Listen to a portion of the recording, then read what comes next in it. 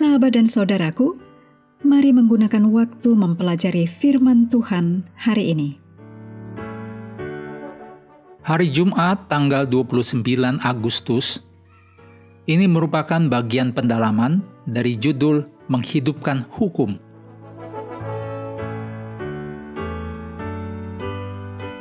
Kita mulai dengan doa singkat yang didasarkan dari 1 Tawarikh 22 ayat 13. Maka engkau akan berhasil jika engkau melakukan dengan setia ketetapan-ketetapan dan hukum-hukum yang diperintahkan Tuhan. Amin.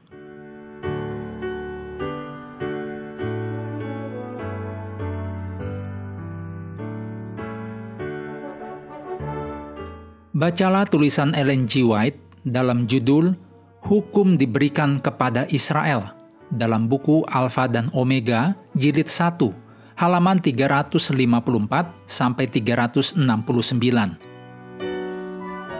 Karena kita hidup di wilayah musuh kita, tidak heran jika kita dapat disakiti dalam kehidupan nyata oleh rencananya yang cerdik dan menipu. Siapa di antara kita yang tidak mengenal rasa sakit dan penderitaan, yang semuanya disebabkan oleh dosa dan dunia yang telah jatuh ke dalam dosa di mana kita hidup? Sayangnya, hal itu hanyalah bagian dari kehidupan sekarang. Akan tetapi, Allah memberi kita kekuatan untuk mengatasinya.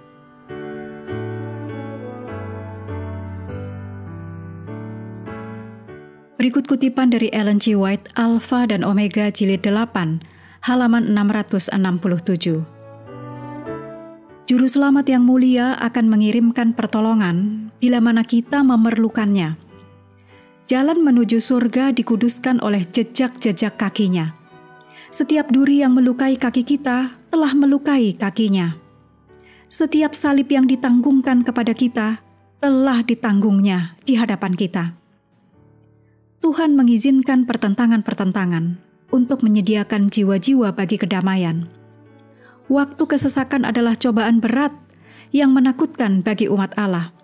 Tetapi waktu itulah masanya setiap orang percaya yang benar memandang ke atas, dan oleh iman ia boleh melihat pelangi perjanjian yang mengelilinginya.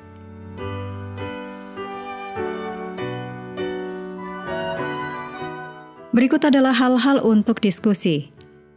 Yang pertama, selama berabad-abad, orang-orang telah bergumul dengan fakta bahwa Tuhan telah mengusir bangsa-bangsa kafir dari tanah mereka, dan kadang-kadang bahkan memusnahkan mereka. Hal ini memang meresahkan. Diskusikan, menyadari bahwa kasih Allah juga harus menyatakan keadilan, dapat membantu kita untuk percaya bahwa bahkan dalam peristiwa-peristiwa ini, kasih Allah, bukan hanya keadilan Allah, telah dinyatakan. Yang kedua, pikirkanlah lebih banyak lagi tentang fakta bahwa Yesus berkata tentang mengasihi orang lain, bahkan mengasihi musuh-musuh kita, dan bahkan mereka yang membenci kita. Yesus berkata kepada kita, Matius 5 ayat 48, "Karena itu, haruslah kamu sempurna, sama seperti Bapamu yang di sorga adalah sempurna." Mengapa Yesus memberikan perintah ini setelah perintah-perintah lainnya? Diskusikan yang Yesus katakan kepada kita tentang apa artinya bukan hanya menjadi sempurna, tetapi juga menjadi sempurna seperti Bapamu yang di sorga.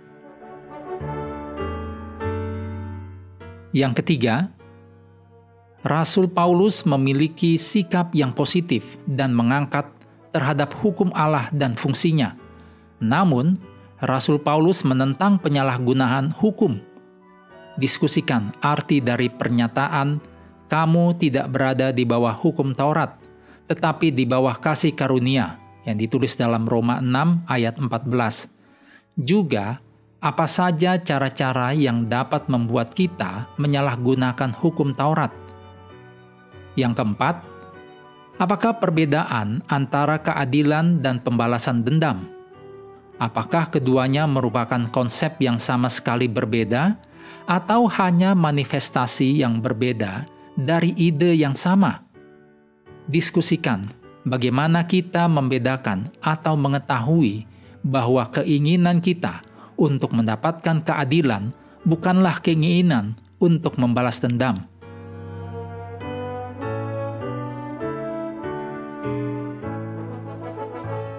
Mengakhiri pelajaran hari ini, mari kembali ke ayat inti, Keluaran 20 ayat 22 dan 23. Lalu berfirmanlah Tuhan kepada Musa, "Beginilah kau katakan kepada orang Israel, kamu sendiri telah menyaksikan bahwa aku berbicara dengan kamu dari langit. Janganlah kamu membuat di sampingku Allah perak, juga Allah emas, janganlah kamu buat bagimu."